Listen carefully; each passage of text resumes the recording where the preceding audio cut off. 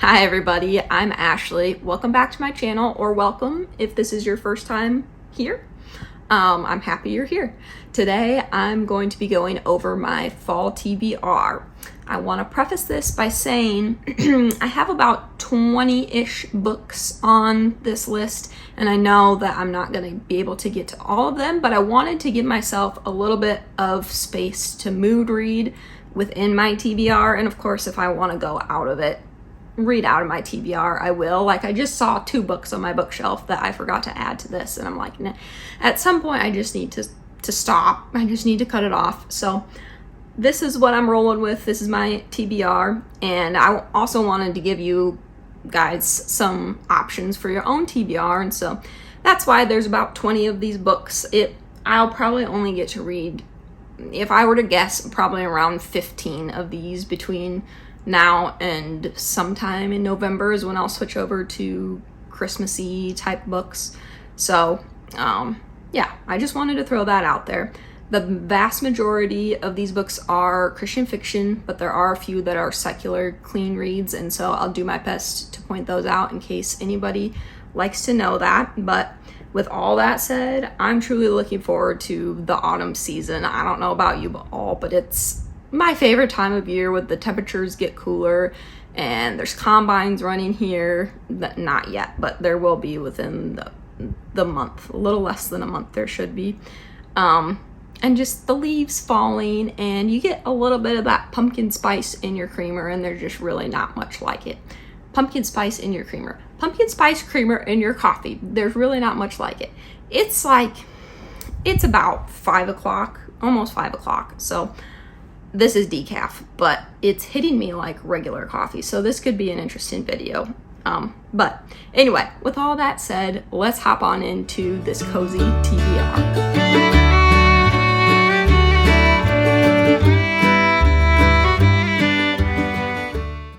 All right, the first book on my list is Autumn by the Sea by Melissa Tagg.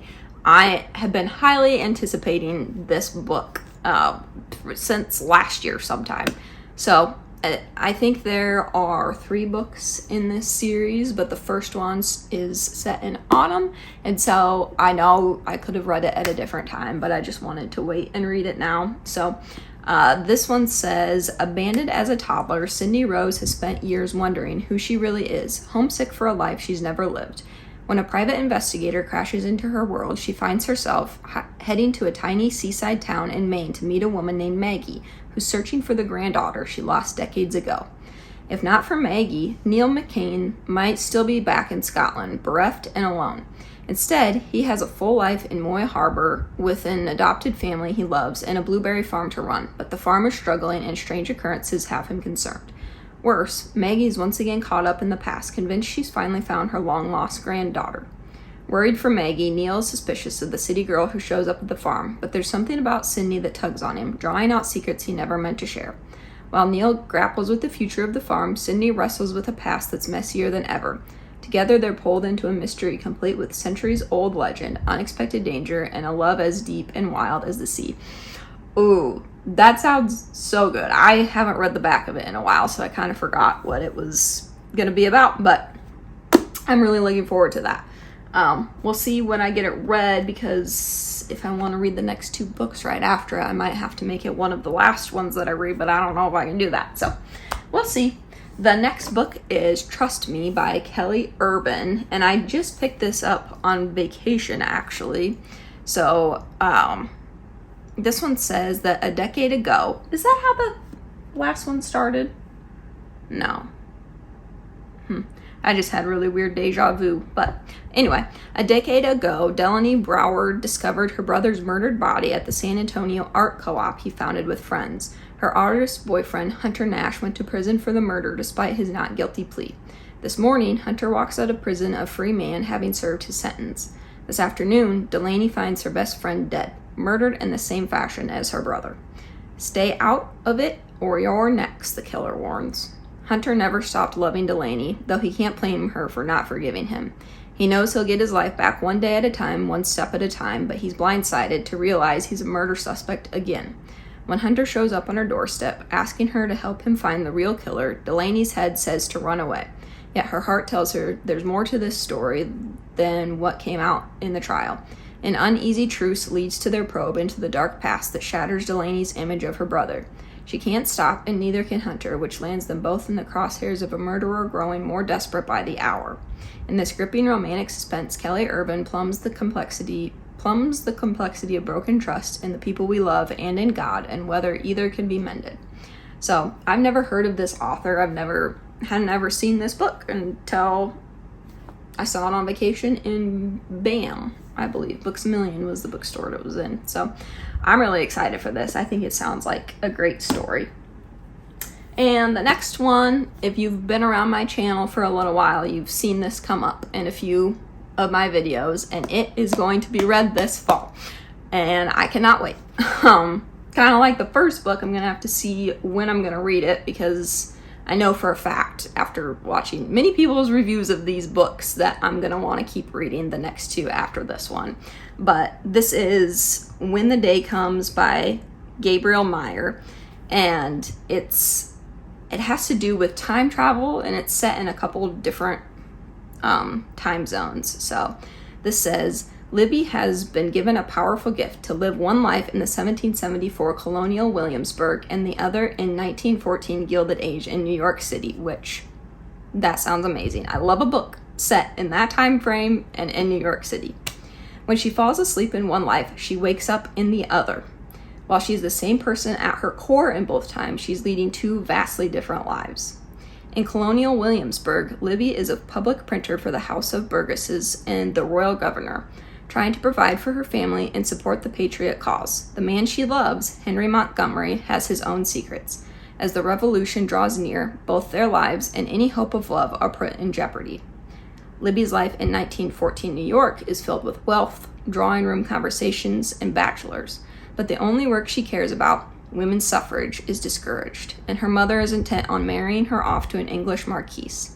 The growing talk of war in Europe only complicates matters. But Libby knows she's not destined to live two lives forever. On her 21st birthday, she must choose one path and forfeit the other. But how can she choose when she has so much to lose in each life?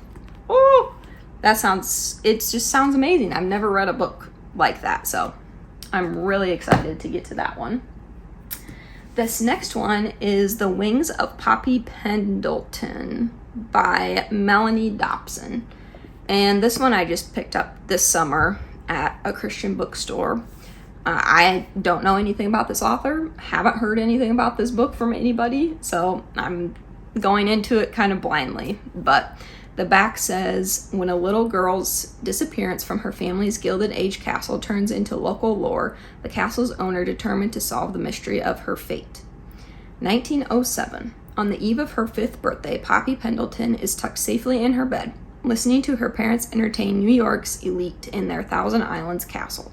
The next morning, she is gone, and her father is found dead in his smoking room.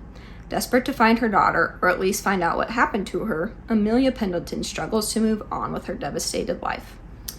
1992. Okay, so this one is set in two different time zones also. So 1992, though Chloe Riddle lives in the shadows of Poppy's castle, now in ruin, she has little interest in the mystery that still captivates tourists and locals alike. She is focused on preserving the island she inherited from her grandparents and reviving their vintage candy shop. Till the day a girl named Emma shows up on Chloe's doorstep with few possessions, save a tattered scrapbook that connects her to the Pendleton family. When a reporter arrives at Chloe's store asking questions about her grandfather, Chloe decides to help him dig into the past she thought best left buried. The haunting truth about Poppy, they soon discover, could save Emma's life, so Chloe and Logan must work together to investigate exactly what happened long ago on Coster Isle. The next one I've been highly anticipating for a while. It's By Way of the Moonlight by Elizabeth Musser. I've definitely talked about this book a few times on my channel too. I've been meaning to read it, so it's going to happen. The back of this one says that for as long as she can remember, Allie Macy, a gifted physical therapist, has dreamed of making her grandparents' 10-acre estate into a trauma recovery center using equine therapy, a dream her grandmother, Nana Dale, embraced wholeheartedly. But when her grandmother's will is read, Allie is shocked to learn the property has been sold to a developer. Decades earlier, headstrong Dale Butler's driving passion is to bring home the prized filly her family lost to the Great Depression. But with World War II looming, she's called upon in ways she never could have imagined. And while her world expands to include new friends and new love, tragedy strikes home. Close to home, one fateful night during the Battle of the Atlantic, changing her life forever. As Nina Dale's past comes to light and Allie's search for answers, Dale's courage and persistence may be just what Allie needs to carry on her grandmother's legacy and keep her own dreams alive. So, that sounds like a good one. Okay, so this next one is The Women of Winton's by Donna Muma. I'm not sure, I've never heard of this author either, but it says a classy 1950s mystery, and I just thought the cover was really cute and kind of unique and different. So it says, get swept away to the glamour of a 1950s department store where four women's loyalties, vanity, friendship, and detective skills are put to the test. And then it goes through the four different characters and talks about who they are and how they're all going to work together.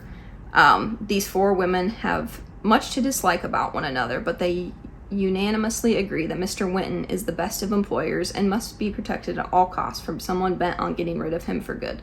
When other employee deaths occur, can the women band together to solve the murders, or will their vast differences cause them to fail and be the store's ultimate undoing? So, I think it sounds really good. We'll see.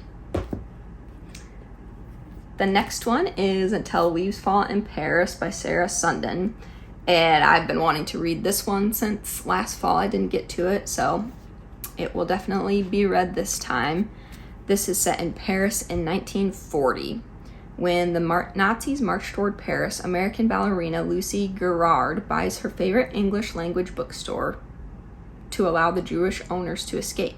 Ow! The Germans make it difficult for her to keep Greenleaf books afloat, and she must keep the store open if she is to continue aiding the resistance by passing secret messages between the pages of her books. Widower Paul Aubrey wants nothing more than to return to the States with his little girl, but the U.S. Army convinces him to keep his factory running and obtain military information from his German customers. As the war rages on, Paul offers his own resistance by sabotaging his product and hiding British airmen in his factory.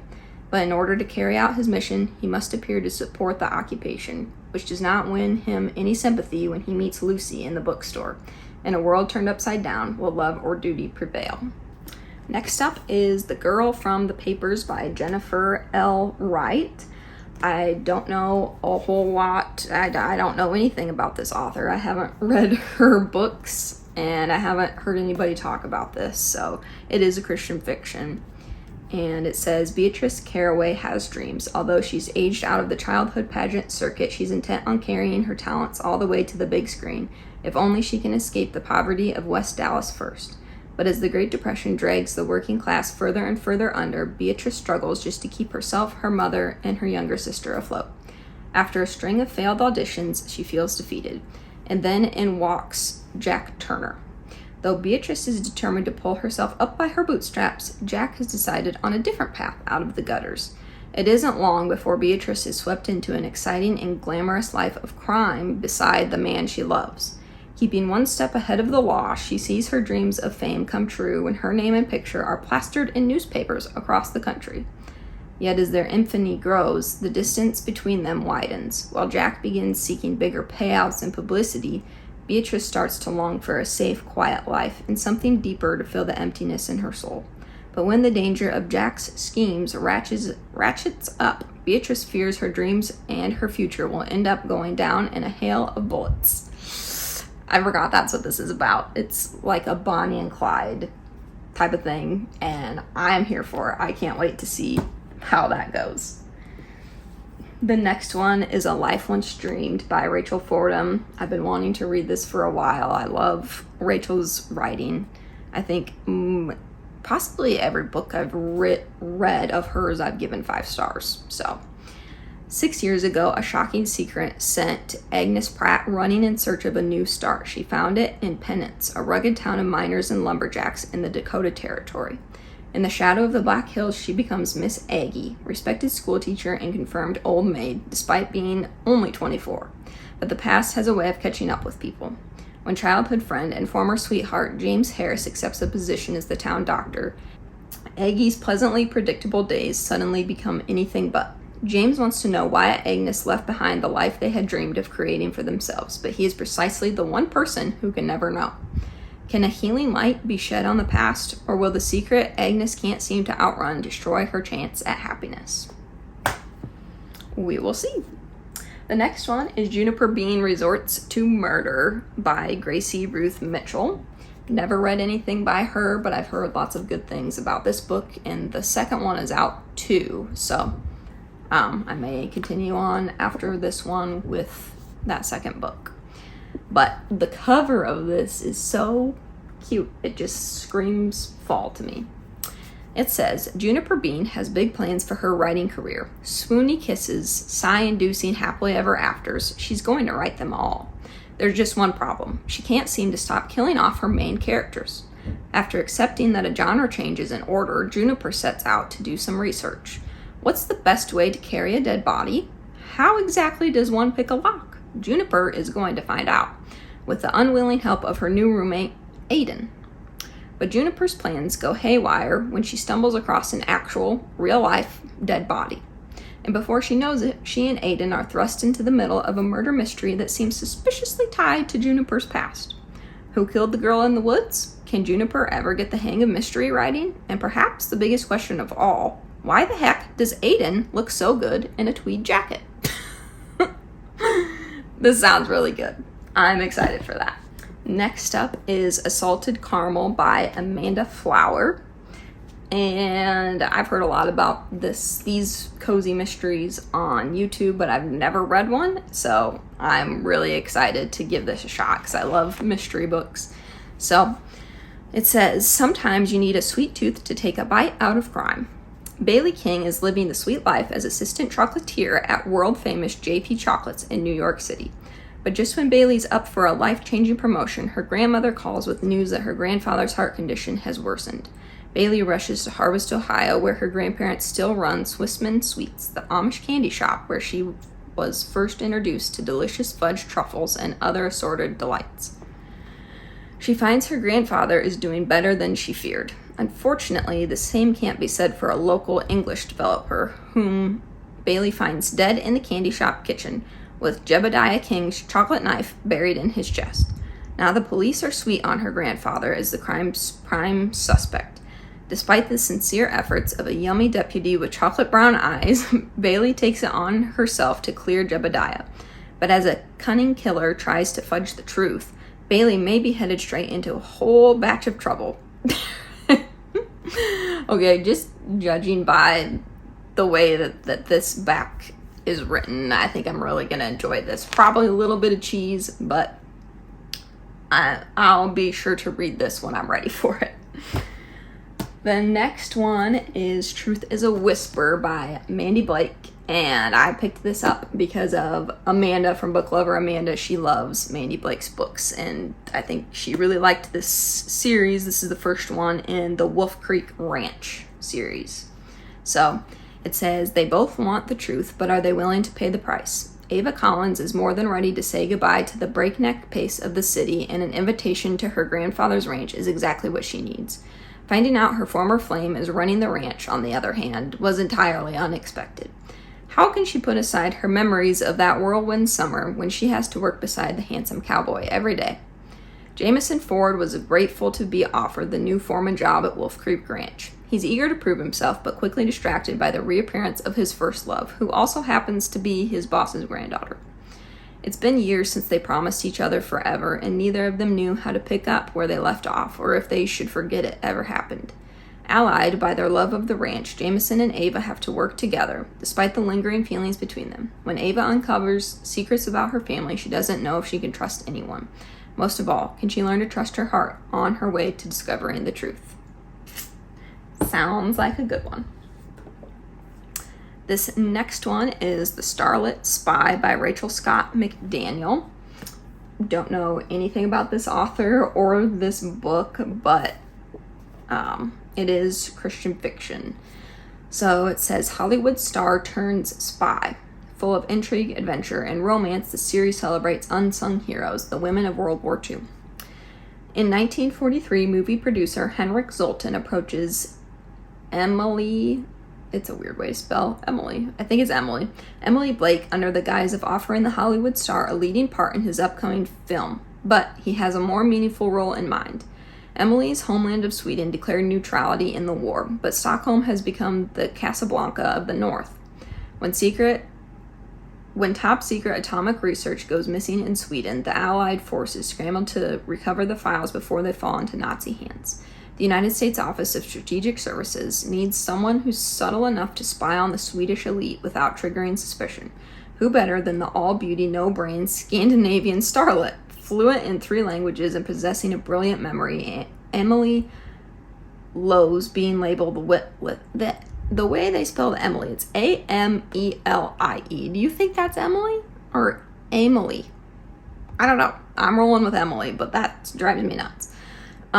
Emily Lowe's being labeled witless, but uses the misconception as her disguise. She's tasked with searching for the crucial files, but Finn Ritzefusson keeps getting in her way.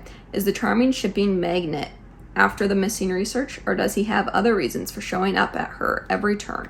With the Gestapo on her heels, Emily must rely on her smarts in addition to her acting skills to survive a world of deadly spies and counter spies.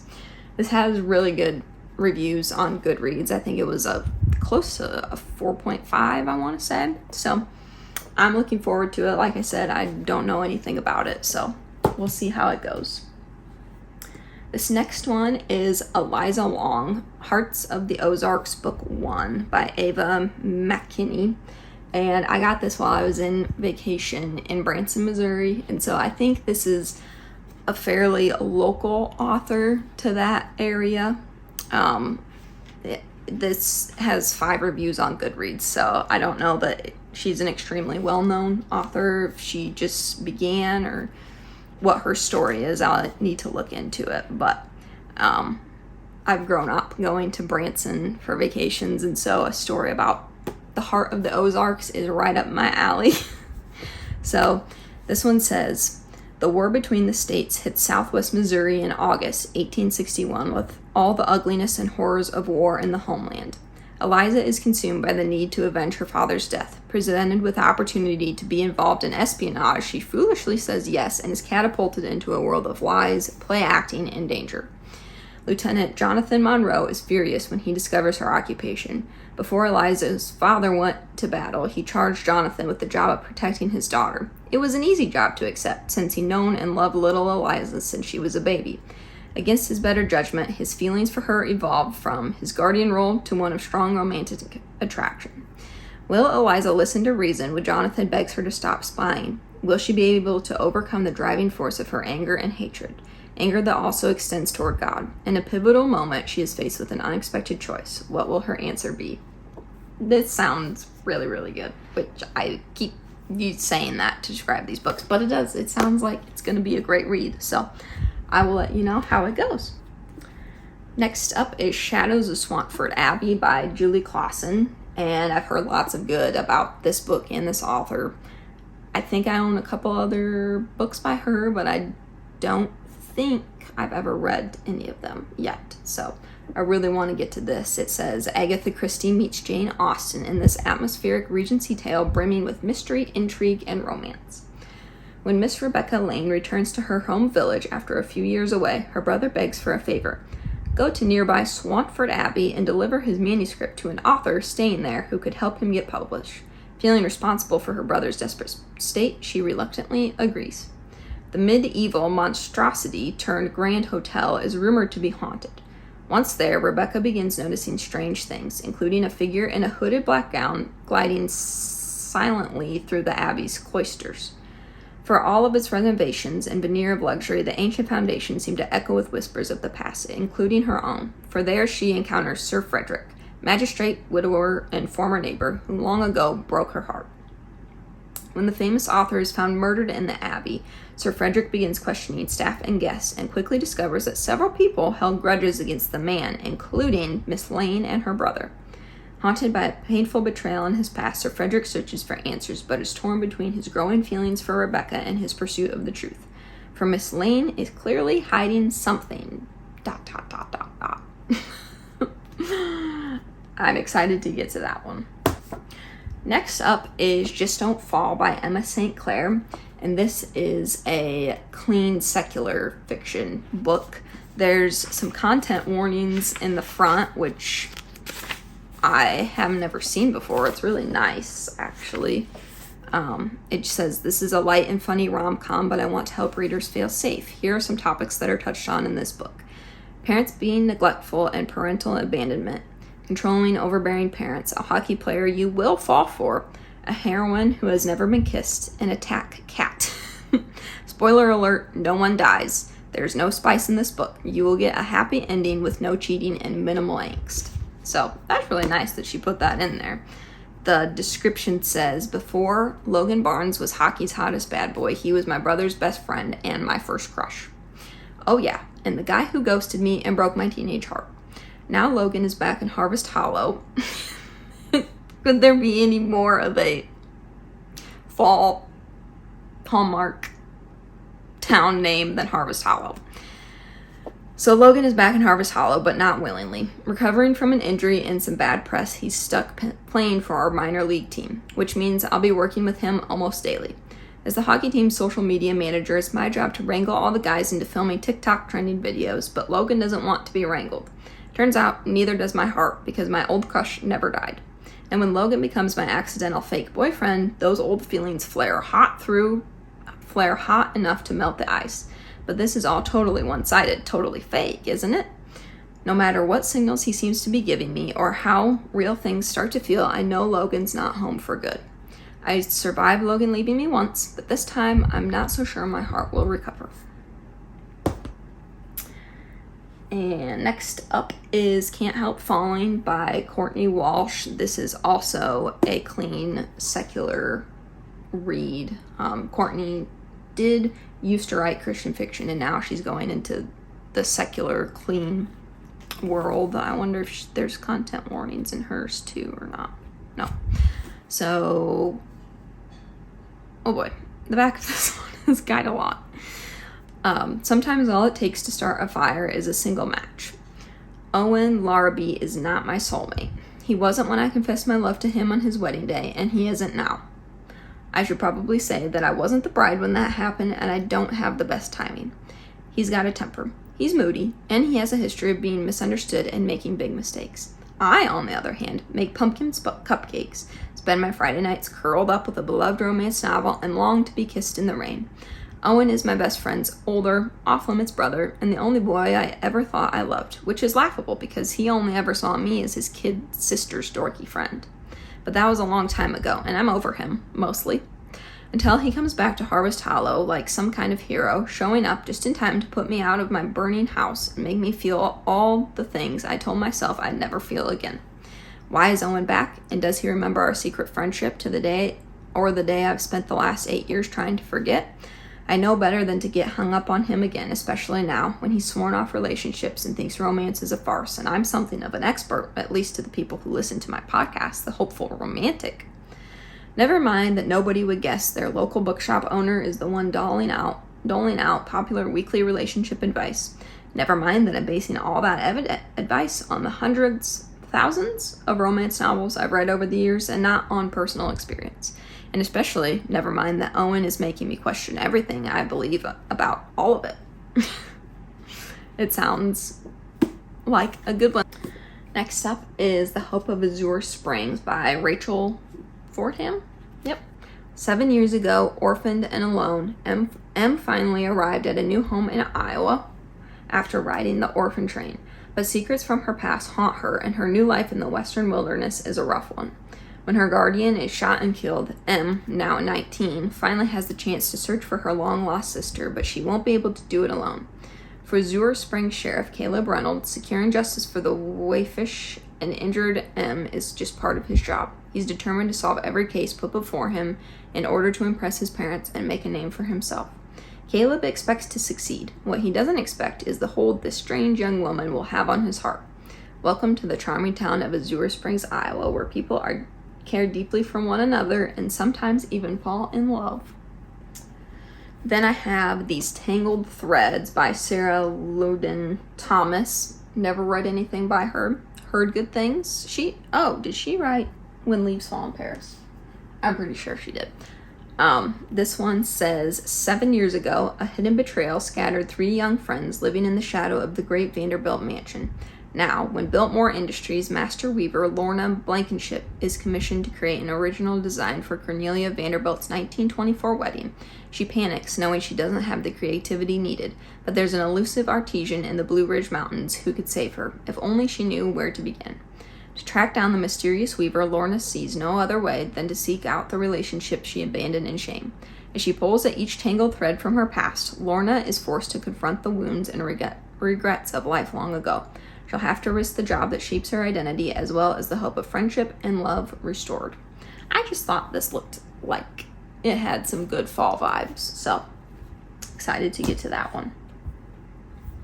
Next up is The Lost Boys of Barlow Theater by Jamie Jo Wright.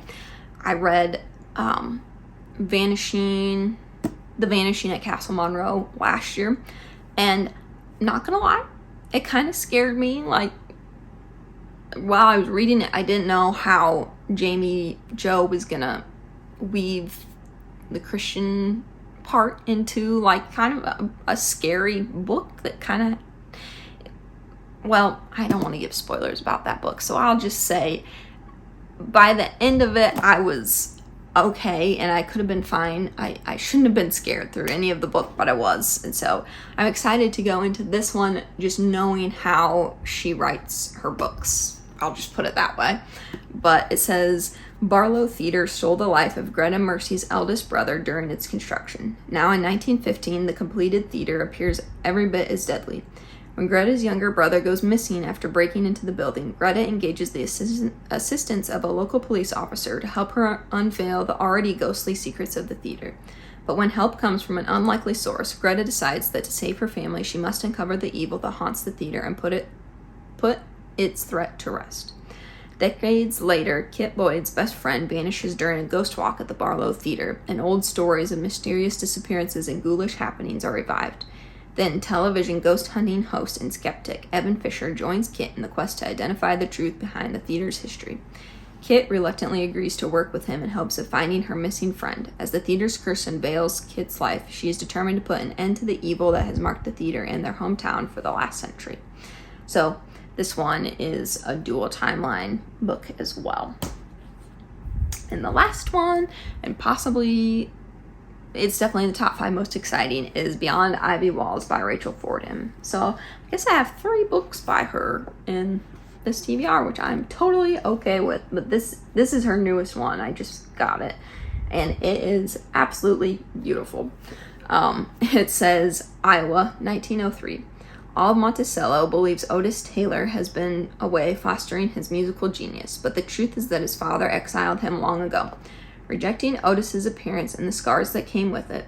Now that he is the last living Taylor, Otis has covertly returned to settle his family's affairs and rid himself of his past for good. However, he soon discovers that he may not have been the only discarded Taylor and begins a tireless search for his missing niece. At 23 years old, Sadie West left her family farm and found employment at the Hogue family feather duster factory. It isn't a romantic job, but she's hardly had a glimmer of romance since her beau went off to college, leaving her with no promise of a future together. Desperate to save money and help her family make ends meet, she trespasses and finds shelter in an abandoned building and is thrown into the path of the town's mysterious bachelor. Cannot wait for this book. Alright, so those were all of the books on my fall TBR. Let me know in the comments below what you're looking most forward to about this fall, or what about the autumn season excites you the most. I just really love it, and I want to hear what you guys love about it also. Thank you so much for watching. It means a lot to me. I hope you'll check out my next video, and I hope you have a great week. Bye.